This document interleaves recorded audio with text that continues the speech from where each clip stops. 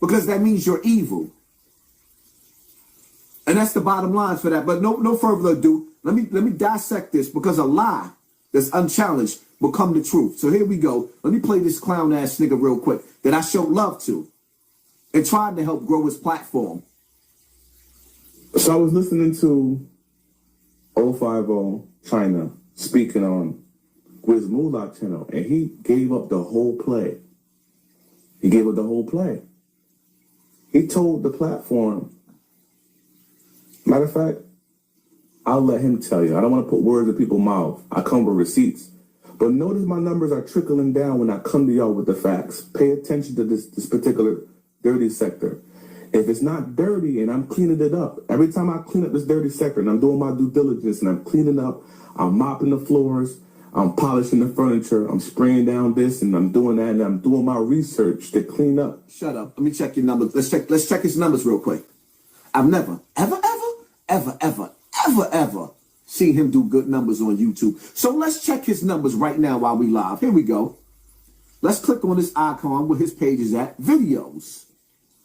And what I'm going to do is I'm going to look at his videos. 320 views 3 hours ago. 18 hours ago, 283 views. Hassan Campbell name is in the title with my picture, 1,000 views. Unwanted with Tasha K, 185 views. Bullet Gotti confirmed 10 toes down, 1,000 views. Bullet Gotti say Hassan Campbell is terrible leader, 888 views. Behind the bar, Corey King, 2,000 views, 898 views, 500 views, 891 views. Where your views at? So you're not even averaging. Now, a month ago, when you decided to get on Math Hoffa, you actually got 18,000 views. Math Hoffa, again, 5,000 views. Hassan Campbell, Bullet Gotti exposed Hassan Campbell, 2,900 views. You've been on YouTube since Jesus was a boy. Jesus walks. You've been on YouTube since Jesus was a boy. And you can't average 10,000 views a video. You know what that means? You need to retire. The lies. They start disliking the video based upon me doing my research. Listen to China Brim explain to y'all the manipulation, the plays, and the lies that he creates on his YouTube streets. Pay attention. You know something? Dudes be saying, yo, why you fuck with such and such? He been shooting that 050. Why you such? Listen, when I came up in this shit, niggas thought me, Hassan, 10 toes, the list goes on. They thought Hassan was beefing with 1090. They thought all this shit was going on. I'm in the back. I talk to all these niggas in the back. Everything's just plays. And you niggas, and niggas in the chat, they be so thinking that this shit is real. It's called creating content. When China was the first person who exposed that all the arguments that was going on with Hassan Campbell and the rest of them and us and 10 toes, it all was bullshit. We all was in the back. We all made plays. Niggas got mad at me for exposing that. Now, since I exposed it and dudes know that, damn, Hassan getting all these views, he helping 10 toes out. He helping how the fuck China gonna violate 10 toes? Gonna violate Hassan, call him all type of bitches, disrespect him and everything. But he pull up on he pull up on China platform. It ain't. Let me break something down to y'all. I've never in my life, ever faked a beef with anybody. Never in my life. Anytime you seen any of them niggas beefing with me or saying something about me, the niggas was snakes and they bit the hand that fed them. I put all them niggas on, and when they thought that they can diss me so their platform can elevate, that's what they did. Never in my life have I sat up there and pretended a beef with anybody. If I did pretend a beef, if I was going to in the future, pretend a beef, it would be like a comedy skit where y'all know I'm playing. Like when you see me with Timmy Cooper from Bronx River, and you see us fake fighting on the video and everybody acting like he really disrespect me. That was staged. That was fun. That's my family. That's my older brother from the hood. These dudes on the internet is a bunch of ungrateful, disloyal, disgusting, decrepit, dirty bastards. And the only reason why I might reach out and go on any damn platform is to diffuse the fact that because every time I look at the algorithm and I go to search my name, they name keep popping up and it's hurting my stomach. I hate to search my name and see behind the boss face. I hate to see that nigga face when I search my name.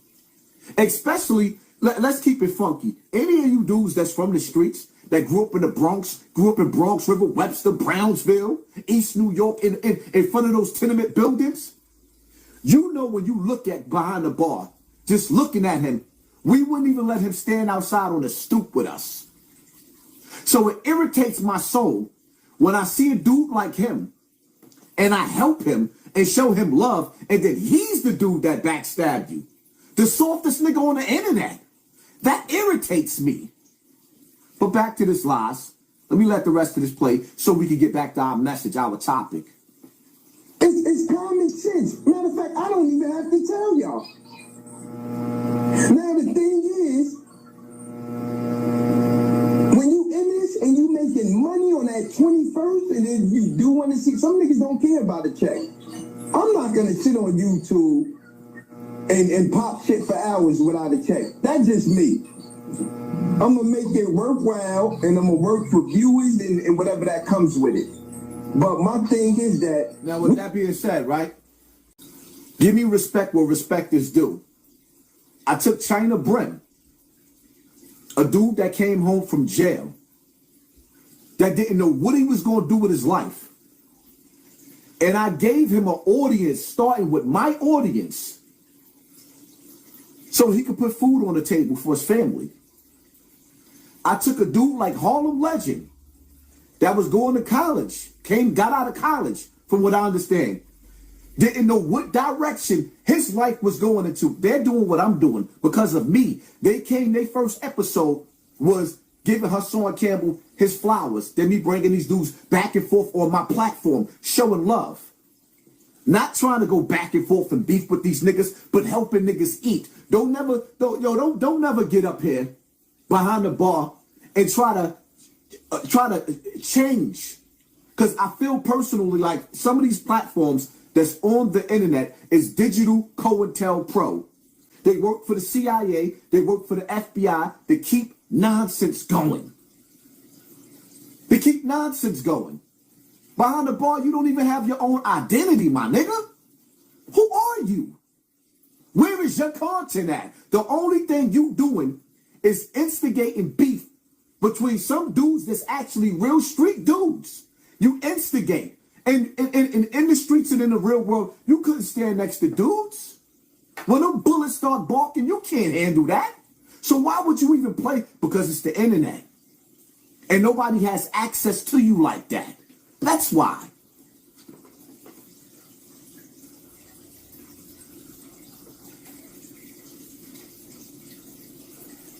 Have to understand, this is a promotional platform for entertainment. It ain't for how real you are. That's the case.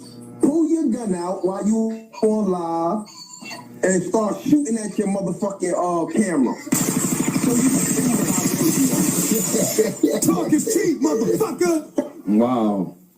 Even though what he said sound kind of like, damn, y'all niggas on here faking it and all that type of shit. Even though what he said, he spoke nothing but the truth. I can't diss China for what he said. It's the truth. And he learns from people like the Hassan Campbells and shit like that. He learns from the 10 Toes Downs on how to maneuver out here and manipulate y'all. You ever notice them people like the liars on this particular sector, when they go live, they getting all the big cash apps, they getting all the big super chats. Like right now? I mean, 2 + 2 is 4. If it's not broke, what they say? If it's not broke, don't fix it. That's what they say. However that saying goes. Like right now behind the bar, you see the super chat. How my people were showing me love? For some reason that irritates you. It's always irritated you dudes, but keep on speaking. Because the first thing you brought up was the super chat. And these other platforms don't get super chat like I do. So why are you talking about the super chat? Because you pocket watching. So if I could come on this motherfucker to y'all, and all I gotta do is sit back here and lie to y'all all day, I'ma sell out. Let my super chat and my cash app go off where I can make $400, $500, $600 a show. Just by lying to y'all. I'll do it. Fuck it. It is what it is. Charlamagne says, here's the thing behind the bar, right?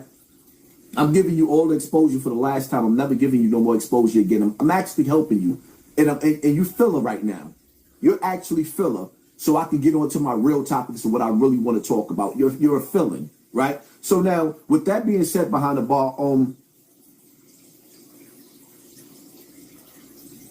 whether you lie or you tell the truth, if people like you, it's like when you go on a date with a female. Or when a female getting to know you, she already decided whether she's going to smash. When you have an audience that's following you on YouTube, when they like you, they don't even care if you lying or not. They're going to show you love. Behind the bar, nobody likes you. When they go to turn on YouTube, nobody's saying that you are their favorite show and that they actually want to sit through you. And see, I'm going to give you a compliment. You have the most potential out of all these other dudes, but you doing the worst. You have the best potential. You even have better potential. Your platform has better potential than Zip with the Drip. And that's not no disrespect to Zip. You have better potential than Zip. Because Zip talks about the same shit over and over again, and his editing skills suck. And as far as going and interviewing celebrities, everybody's doing the same thing. What makes Hassan Campbell the best of the best is the fact that I get on my platform with no guest appearances, even though they rigging my platform. Every time I go live, they try to make sure the views is less and less. I'm still competing with Gilly, Wallow, and all them big platforms. Go look at Gilly and Wallow YouTube videos without a guest audience. Without a guest audience. Look at their numbers and look at mine. Oh, right. That's why they got the reps at YouTube's playing with my numbers, playing with my monetization, playing with the advertisement on my videos, because I'm the best of the best, and they want to water me down. But you behind the bar, you have the best potential. You like the dude that's always sleeping with the girl, but never make her come. She can never get an orgasm. Never. Shall we begin?